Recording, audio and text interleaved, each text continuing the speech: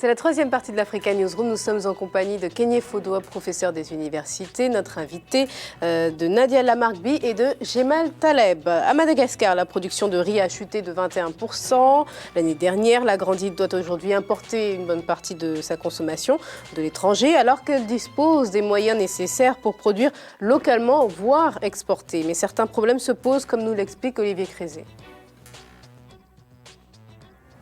Aux abords d'Antananarive, la capitale malgache, la famille Andriantenaina est à pied d'œuvre pour rentrer la dernière récolte de riz. Chaque année, près de 4 millions de tonnes de riz sont récoltées sur cette île de l'océan Indien. Mais la production tend à chuter. En cause, les aléas climatiques et l'année dernière, une dramatique invasion de sauterelles qui a menacé la sécurité alimentaire de 4 millions d'habitants. Les agriculteurs envisagent maintenant d'adopter de nouvelles méthodes de culture, des méthodes plus modernes, pour stabiliser leur rendement. Rakoto est un des pionniers de ces nouvelles méthodes. Il ne devrait même pas y avoir d'insécurité alimentaire à Madagascar. De nombreuses campagnes agricoles sont menées régulièrement et surtout nous disposons de centaines d'hectares de terres arables. L'île possède en effet 36 millions d'hectares de terres arables. Or, seuls 3 millions sont mis en culture. Alors que le pays exportait sa production dans les années 70, Madagascar doit aujourd'hui importer une bonne partie de sa consommation. Pour tenter de renverser la vapeur, le GTEC, un groupement d'ingénieurs agronomes, travaille directement avec les exploitants dans le but de les informer de la manière la plus judicieuse d'augmenter la production malgré les obstacles à surmonter. Il s'agit pour nous de promouvoir un développement durable sur le long terme en optimisant les méthodes de production. Nous avons développé des concepts comme la sélection de plants plus résistants et nous essayons de sensibiliser les agriculteurs à l'utilisation de ces méthodes, de manière à ce qu'ils contribuent au développement de leur village et de leur pays. Des signes encourageants laissent cette année prévoir une excellente production rizicole à l'échelle nationale. Concernant les estimations de la récolte précoce à Antananarive, on avance une augmentation de l'ordre de 150 tonnes par rapport à celle de 2013. Mais les techniciens restent prudents car il s'agira surtout d'un simple rattrapage pour revenir au niveau de 2012 après la baisse constatée en 2013. Nadia, est-ce que vous avez l'impression que la crise qu'a traversée Madagascar a également freiné le processus de modernisation qui n'était pourtant pas entamé avant cette crise? En fait, ce n'est pas qu'une impression, hein, ça se lit dans le quotidien des Mauritaniens, pardon, des Malgaches et des. Ça marche aussi. Oui. Et ce qui m'a frappé, c'est en préparant ce sujet, c'est le fait qu'il y ait 13 millions de personnes qui sont sous le coup d'une insuffisance alimentaire à Madagascar. J'ai trouvé ça énorme. Je dis, tiens, pour une petite île, ces gens, l'île n'arrive même pas à alimenter toute sa population. Et c'est vrai qu'il y a certainement des raisons politiques, mais il y a aussi un abandon de l'agriculture, il y a aussi un dysfonctionnement parce que c'est vrai qu'il y a eu des attaques de criquets. Des cultures qui étaient plus profitables aussi que l'agriculture. Peut-être que les agriculteurs se sont tournés vers... Oui, mais ils ont eu quelques crises aussi, hein, et notamment l'invasion de criquets qui avait ravagé les criquets. Voilà, leur exploitation. Et c'est vrai que pour le moment, ils n'ont pas encore trouvé de solution pour lutter contre ces catastrophes naturelles de manière efficace. Mais a priori, d'après ce qu'on disait dans le reportage, justement, certaines techniques un peu plus modernes aideraient à limiter les dégâts en cas de dégâts naturels. Et c'est ce qui pose problème, ce n'est pas appliqué à Madagascar. Oui, évidemment que ce n'est pas appliqué à Madagascar, mais l'agriculture est une culture ancestrale. Je crois que les Malgaches savent la faire, mais si vous ne la développez pas par ailleurs et vous ne lui donnez pas des moyens nouveaux pour se développer, elle ne le fait pas. Rappelez-vous la politique agricole commune de l'Union européenne. Un pays comme l'Angleterre n'avait pas d'agriculture du tout. C'est aujourd'hui un grand pays agricole.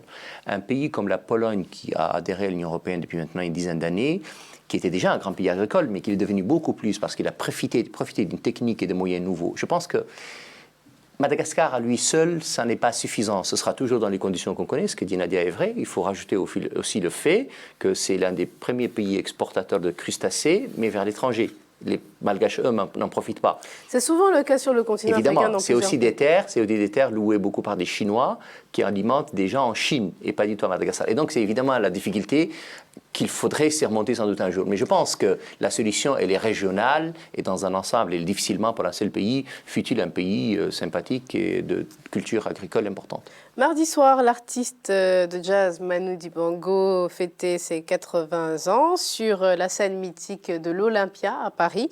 Une occasion pour lui de partager avec son public une scène qu'il connaît depuis longtemps. Et ce qu'il sait le faire le mieux d'ailleurs, être un artiste. Karine Loubansadio. Plusieurs décennies de musique de bonne humeur comme s'il s'agissait d'une évidence. C'est ainsi que se résume la vie d'un des plus grands artistes de jazz au monde. Manu Dibango, de Douala à l'Olympia, le prodige du saxophone est ému et émeut encore. Le temps d'une soirée pas banale, entouré de sa bande, tous sont venus lui souhaiter un joyeux anniversaire. 80 printemps au service de la musique et un humanisme hors pair, tout en modestie. Je suis déjà heureux que ça arrive, parce que ça n'arrive pas à tout le monde.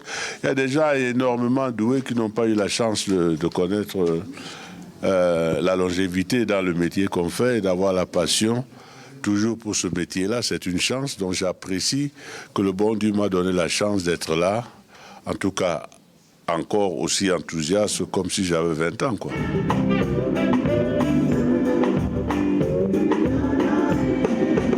Un anniversaire comme un safari musical tout en couleurs et saveurs, du jazz à la musique africaine, ponctué d'hommages à des artistes intemporels tels que Maurice Chevalier, Henri Salvador et Sidney Bechet. La première partie du show, elle, a été assurée par une chorale, rappelant à tous le parcours empreint de spiritualité de l'artiste.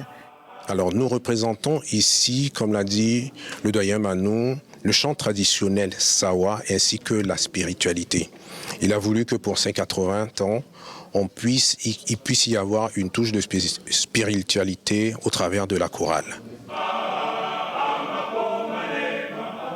Au-delà de la valeur festive de cet anniversaire, découlent les fruits d'une passion et d'un travail acharné qui ont conduit au succès d'un homme. Mondialement reconnu, le talent de Manu Dibango, à la fois homme et artiste, reste un exemple de longévité dans la musique et tout simplement un exemple à suivre. Kenyé Fodouap. Écoutez, on ne peut être que ravi de voir que Manu Dibango fêtait mardi dernier ses 80 ans. Il fait partie de ces personnalités dont on peut dire qu'il est né sous vraiment une bonne étoile, mais il doit son aura à plusieurs années de travail, à son acharnement au travail. Et si vous me donnez l'occasion, je saisis cette occasion pour lui souhaiter bon anniversaire. Et si au Cameroun, on devrait finalement avoir notre Panthéon, je pense qu'il fait partie de ces personnalités-là qui devraient figurer en bonne place dans ce Panthéon. Voyez, celui qui fait la fierté non seulement du Cameroun, mais aussi de l'Afrique, qui est l'ambassadeur de la musique camerounaise et de la musique africaine au-delà des frontières du continent africain et qui représente très bien la musique ou les musiciens africains sur la scène internationale. C'est vrai qu'il est connu à travers le monde, mais il est vraiment très ancré dans le Cameroun, à ses racines. Il s'exprimait lors de ce concert dans sa langue natale. Enfin, on sent qu'il tient particulièrement à ses origines. C'est la raison pour laquelle on dit toujours, nous autres Africains ou Camerounais, il ne vous appartient pas seul. Oui, c'est un capital, c'est un patrimoine que nous partageons avec vous, que d'autres d'ailleurs, au-delà du continent africain, partagent aussi. Manu Dibango est un monument et il nous appartient tous. Donc si vous créez... il a joué avec beaucoup de musiciens africains, etc. Évidemment, donc si vous créez un panthéon, on ne le mettra pas forcément chez vous, on le mettra un peu partout. De toute façon, oui, ça je vous le concède. Mais comme le Panthéon doit avoir peut-être un site, on pourrait en multiplier. Et, en tout cas, on le mettra. Et puis c'est formidable, on le disait tout à l'heure, 80 ans. Oui. C'est formidable. Trouvez-moi tous les hommes de 80 ans capables de monter sur scène comme ça, c'est extraordinaire. J'espère que dans les 80 prochaines années, il sera encore là. Surtout, il a popularisé la makossa. Avant lui, on savait pas ce que c'était, mais sous le makossa, on a tous cette chanson-là dans la tête. On sait son jazz, comment il a réussi à faire ce mix entre la musique africaine et le jazz, la soul. Moi, ces albums.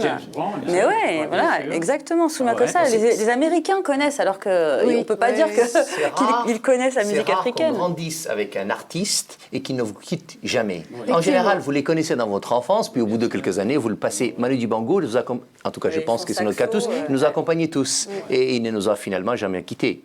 Il est toujours là. Qu'il reste encore là quelque temps.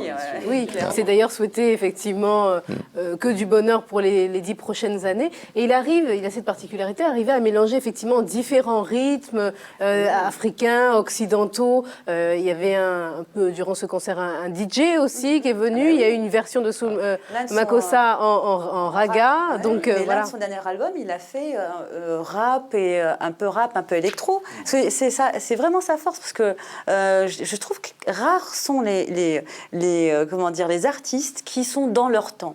C'est un artiste de son temps. À 80 ans, il sait, à l'époque où le reggae était très à la mode, il a fait des albums en invitant des reggae. Et moi, ce que j'apprécie particulièrement chez lui, c'est que même au moment de son plus gros succès, il fait quand même des interventions avec des jeunes. Il donne leur chance à des jeunes artistes qui ne sont pas connus pour faire des duos avec lui, des bœufs avec lui, ce qui est assez rare, je trouve. Oui. Gémal, vous vouliez rajouter un petit mot avant qu'on passe à la suite. Un dernier mot, vous l'avez dit, c'est un grand artiste africain, il se prononce toujours dans sa langue donc africaine, donc camerounaise, et c'est une grande fierté. Je fais partie de ceux qui compte sur lui pour sa tournée mauritanienne. Il nous a fait la promesse et on attend. Bien sûr. Alors, le chiffre du jour, avec une fortune estimée à 25 milliards de dollars. Aliko Dangote, le Nigérian, l'homme d'affaires nigérian, occupe le 23e rang au classement 2014 des hommes et femmes les plus riches du monde, que vient de publier le magazine Forbes, le magazine américain. En un an, le tycoon nigérian a augmenté son patrimoine de plus de 4 milliards de dollars. Alors ce bond, Nadia, d'après vous, il est dû à quoi? À la diversification de ses activités? C'est ce qu'on peut... Oui. Mais bon, après, il y a une part qui est liée aussi à la croissance du Nigeria. C'est un pays qui a connu une croissance assez rare et constante, qui avoisine les 8% quand même sur une dizaine d'années. C'est exceptionnel. Donc, il bénéficie de ça. Et puis, il a cette intelligence de se positionner en homme d'affaires africain sur des marchés qui étaient jusque-là un peu trustés par les internationaux. Donc lui, je trouve que sa stratégie est très bien faite, c'est-à-dire qu'il est à la fois dans l'agroalimentaire, dans les mines, dans l'industrie, dans l'immobilier, et toujours, voilà, il est toujours, bien inspiré ou bien conseillé, ou en tout cas, il sait comment. En fait, il met aussi.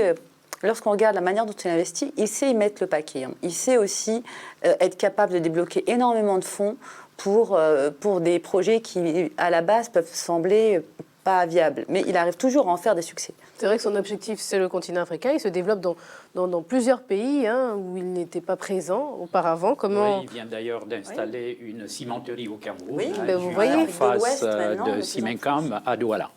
Voilà. C'est le patron tel que, en tout cas personnellement, je les aime. Ça crée de la richesse, ça crée de l'emploi, ça réinvestit le bénéfice et ça ne spécule pas dans la bourse. C'est vrai qu'en regardant ce classement, on se rend compte qu'il y a peu... Nadia, d'Africains et de francophones. Comment on l'explique alors? Il y a un Marocain, oui, qui est arrivé à la 3e place. J'ai vu, il y a des Égyptiens aussi. Oui. En fait, c'est pas francophone. Voilà, oui, c'est vrai, mais qui sont arabophones comme les Marocains. Oui. Non, mais si on parle d'Africains, oui, mais enfin. C'est un peu le même constat, on ne va pas refaire les mêmes constats éternellement, de se dire qu'il y a deux abords. Il y a un abord pragmatique qui est plus à l'anglo-saxonne et qui sont qui se posent pas des questions, la politique vient en second. C'est-à-dire qu'ils sont dans une logique un peu capitalistique, ils sont vraiment dans une recherche de profit avant même de réfléchir à quel type d'alliance on va faire politiquement.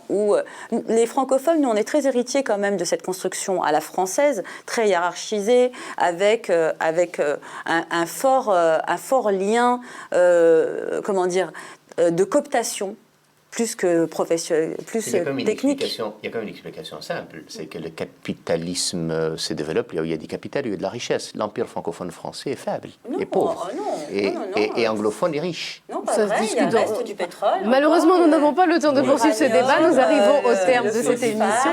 Il y en a un peu partout. Nadia, nous arrivons au terme de cette émission. Le dossier à suivre en cette semaine spéciale renouveau aérien sur le continent africain, Askai et le hub de Lomé. Merci à vous, Kenyé Fodouab, d'avoir accepté notre invitation. Vous êtes professeur des universités. Merci à vous. Merci également à vous, Jemal Taleb, éditorialiste. Merci et bonsoir à tous. Et enfin, merci à vous, Nadia Lamarbi. Ce fut un plaisir d'être avec vous. Et merci enfin à vous, chers téléspectateurs. À bientôt dans l'African Newsroom.